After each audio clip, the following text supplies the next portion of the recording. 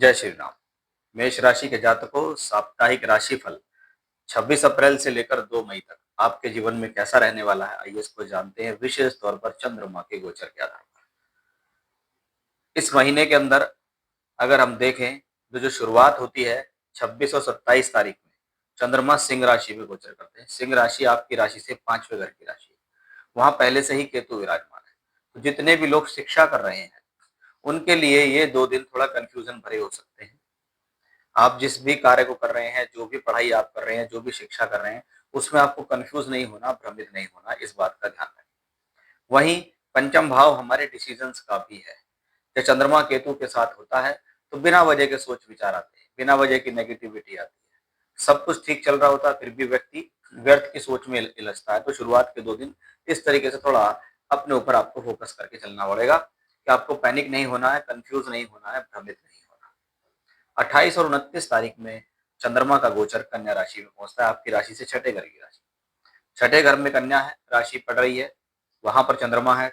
उसके जस्ट सामने देखें तो बुध, मंगल और शनि, ये 3 ग्रह उसको दृष्टि भी दे रहे हैं।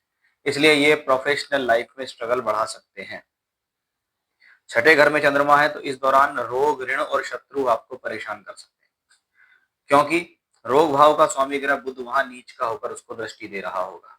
इसलिए उस दौरान हेल्थ का ध्यान रखें, वेल्थ का ध्यान रखें, डिसीजंस का ध्यान रखें। किसी शत्रु के कारण कोई पीड़ा हो सकती है, कोई शत्रु आपको पीड़ित करने का प्रयास कर सकता है, क्योंकि चौथे घर का स्वामी जो है इस दौरान व्हीकल चलाने में सावधानी बरतें। चाहे आप टू व्हीलर चला रहे हैं, चाहे आप फोर व्हीलर चला रहे हैं, दोनों ही कंडीशंस में इस बात का विशेष ध्यान है कि व्हीकल चलाने में आपको थोड़ा सावधानी यहाँ विशेष रूप से बरतनी होगी। 2 दिन बड़ी सावधानी से आपको फिर से ये निकालने होंगे।